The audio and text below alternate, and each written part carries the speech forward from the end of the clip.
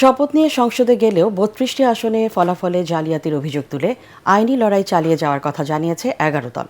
দুপুরে নির্বাচন ভবনে অভিযোগ দিতে এসে একথা জানান জোটের লিয়াজো কমিটির সমন্বয়ক হামিদুর রহমান আজাদ। বলেন, নির্বাচন পরবর্তী সহিংসতা বন্ধে সোমবার বিকেলে বায়তুল মোকাররম এলাকায় বিক্ষোভ মিছিল অনুষ্ঠিত হবে। এদিকে নির্বাচন কমিশনার আনোয়ারুল ইসলাম সরকার বলেছেন, নিয়ম মেনেই গেজেট প্রকাশ হয়েছে। সাজ্জাদ জাহানের রিপোর্ট। রবিবার দুপুরে ভোট গ্রহণ, গণনা ও ফলাফল ঘোষণায় বিভিন্ন অনিয়মের অভিযোগে ১১ দলীয় জোটের প্রতিনিধিরা নির্বাচন কমিশনে আসেন। ৪ কমিশনারের সঙ্গে দীর্ঘ বৈঠকের পর গণমাধ্যমে কথা বলেন তারা।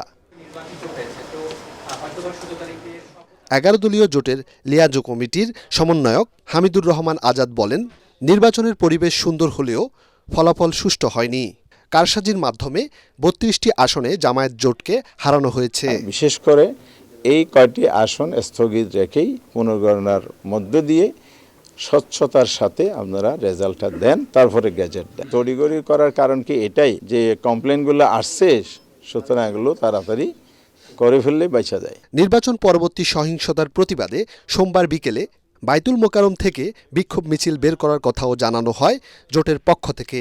আমাদের ১১ দলের সিদ্ধান্ত হয়েছে, পার্লামেন্টে আমরা গঠনমূলক বিরোধী দলের ভূমিকা পালন করব। যারা ষড়যন্ত্র করে দেশকে অস্থিতির সৃষ্টি করে গণতন্ত্রের অভিযাত্রাকে ধ্বংস করার পায়তারা করবে। ১৬ই ফেব্রুয়ারি ঢাকার রাজপথে বায়তুল মোকাররম উত্তর গেট থেকে আমরা প্রতিবাদ সভা এবং বিক্ষোভ মিছিলের ঘোষণা দিয়েছি। এদিকে নির্বাচন কমিশনার আনোয়ারুল ইসলাম সরকার বলেন, ১১ দলের ফলাফল ঘোষণার পুনর্বিবেচনার বিষয়টি আদালতের বিবেচ্য। আইন তাদেরকে এই সুযোগ দিয়েছে যে যদি নির্বাচন সংশ্লিষ্ট কোনো অভিযোগ থাকে, তারা সেটি যদি মাননীয় হাইকোর্টে যদি শরণাপন্ন হন, সেই অনুযায়ী সিদ্ধান্ত পাবেন তারা।